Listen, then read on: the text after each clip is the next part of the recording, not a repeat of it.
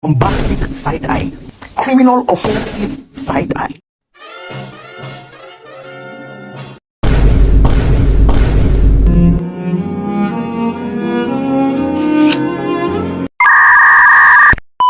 Assalamualaikum warahmatullahi wabarakatuh.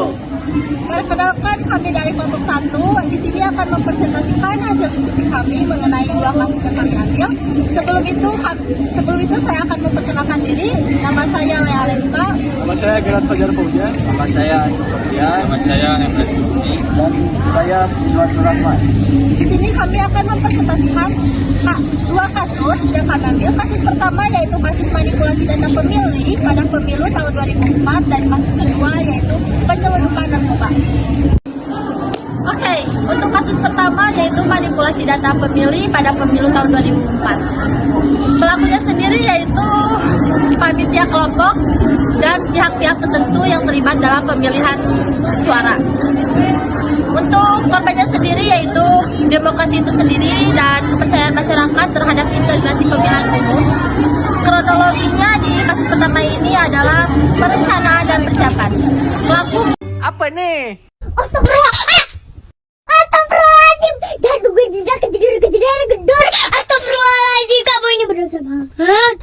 Pelaku mungkin merencanakan dan mempersiapkan manipulasi data pemilih dengan mencari informasi terkait daftar pemilih, mencari celah dalam sistem dan merekrut orang-orang untuk membantu hal tersebut. Untuk kronologinya sendiri dari manipulasi data pemilih yaitu dengan menambahkan nama-nama fiktif, menghapus data asli dan menghapus dokumen. Oke, untuk faktor-faktornya sendiri dari kasus pertama ini adalah lemahnya sistem dan tata kelola pemilu dan kurangnya kesadaran atau pemahaman terhadap demokrasi. Faktor yang mendukung sikap egois dari kasus pertama ini bisa dilihat dari motif politik dan kepentingan pribadi. Manipulasi data pemilih seringkali didorong oleh motif politik dan kepentingan pribadi pihak-pihak tertentu, atau mungkin manipulasi ini agar memenangkan pemilu dan untuk menguntungkan kelompok tertentu.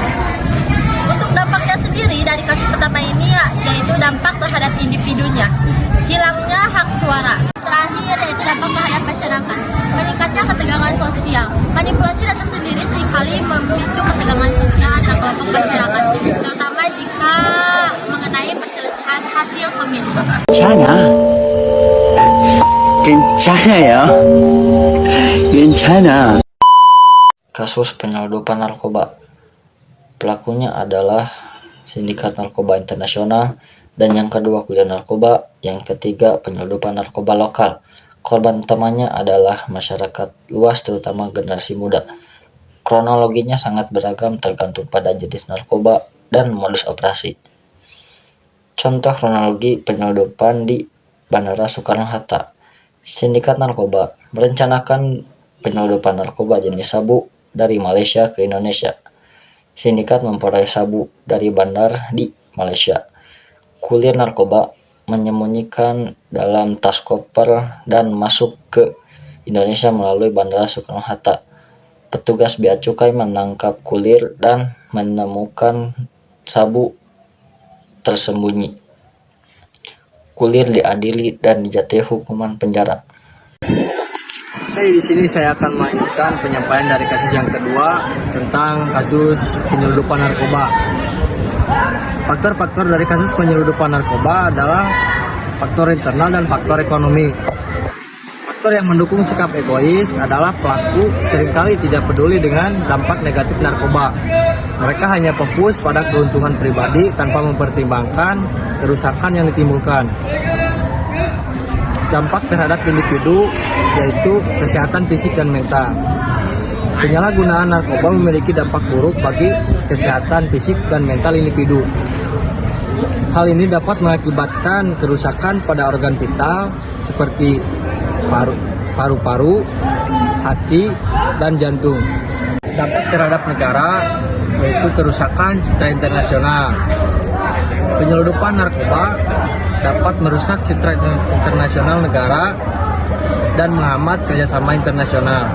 Dampak terhadap masyarakat yaitu menaiknya angka kriminalitas penyalahgunaan narkoba. Few moments later. Di sini saya akan menjelaskan peran pendidikan dalam membentuk kesadaran warga negara.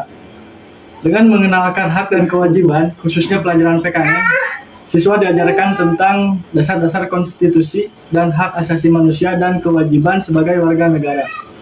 Strategi pendidikan dengan pendekatan komprehensif yang mengintegrasikan nilai moral, pemahaman hukum, dan partisipasi aktif. Contoh program pendidikan, program sekolah gratis. Tujuan, memberikan akses pendidikan gratis bagi kerjasama internasional. Dampak terhadap masyarakat, meningkatnya angka kriminalitas, penyalahgunaan narkoba dapat merusak nilai-nilai moral dan etika.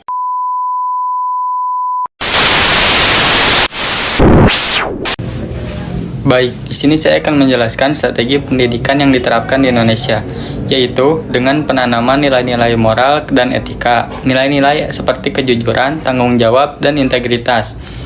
Contoh program pendidikan yaitu adalah Gerakan Literasi Sekolah atau yang disingkat GLS.